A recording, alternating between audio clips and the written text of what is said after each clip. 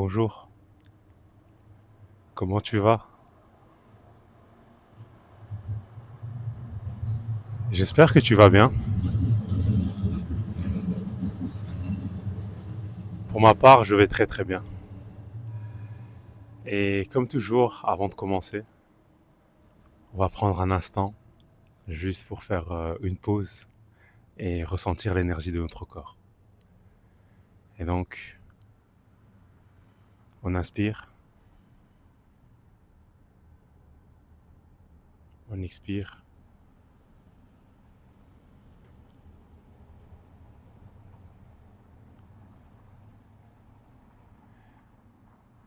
et on est juste dans l'instant.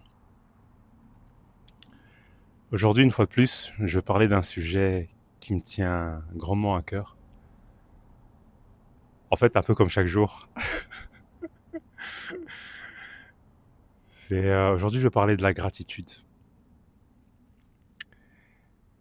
En ce qui me concerne, j'ai été sujet à beaucoup de questions existentielles. Et quelque part, j'ai toujours été dans la recherche. Et je suis un peu à l'image de la société occidentale, quelque part. Un peu avec le principe de la bourse et les principes économiques actuels qui veulent qu'il y ait une croissance infinie. C'est-à-dire que je désire toujours avoir plus. Et le souci de vouloir toujours plus, selon moi, c'est un peu comme vouloir remplir une coupe ou une bouteille qui est trouée. C'est-à-dire que plus on remplit, plus il y en a qui sort et plus on doit continuer à remplir. Et on ne pourra jamais la remplir complètement. Et pourquoi je parle du principe de la gratitude? C'est quelque part, un jour j'ai remarqué que tout ce que j'avais toujours désiré du plus profond de mon être et dont j'avais fait la demande à la vie, ben quelque part, la vie me l'avait donné. La vie me l'avait toujours donné. Et malgré tout, j'étais toujours malheureux. Et je demandais encore et encore et encore et encore. Et quand j'étais honnête, et quand j'y mettais l'effort et l'énergie, et que mon désir était profond, la vie me l'a donné. Et pourtant, j'étais toujours aussi malheureux. Pas malheureux, mais pas nécessairement plus heureux. Et un jour, on va dire, c'est peut-être une forme de réalisation, ou peut-être une forme de sagesse, je ne sais pas. Ou peut-être que je suis toujours sur le chemin d'apprentissage.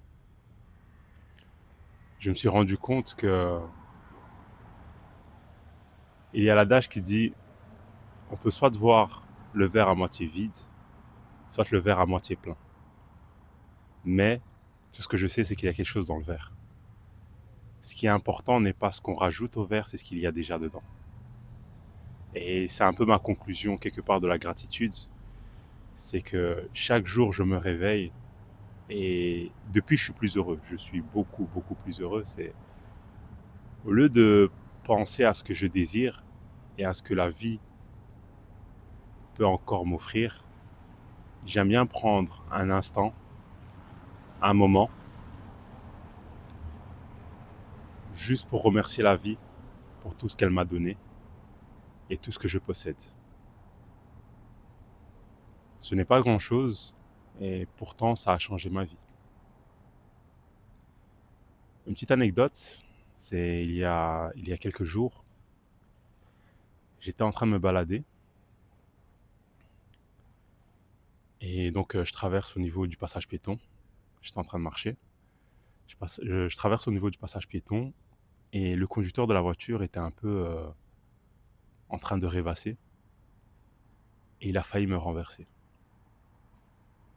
Et il a freiné au dernier moment. Ben, je peux te dire que étrangement j'étais en paix sur l'instant, mais notre quotidien, notre vie peut prendre des directions assez incroyables à chaque instant. J'aurais pu me faire renverser et peu importe les objectifs que j'avais et les rêves que j'avais, ma santé serait revenue au premier plan. Et donc, quelque part, je pourrais me faire renverser et ne plus pouvoir marcher, par exemple. Et à ce moment-là, mon désir le plus cher serait de marcher ou d'avoir une meilleure santé. Et pourtant, aujourd'hui, pour ma part, j'ai une très bonne santé. Est-ce que je prends le temps de remercier la vie pour cette dernière? Pas toujours. Ça peut être ma santé, ça peut être mes proches, ça peut être de pouvoir manger à ma faim. Parce que c'est quelque chose que personnellement j'ai remarqué.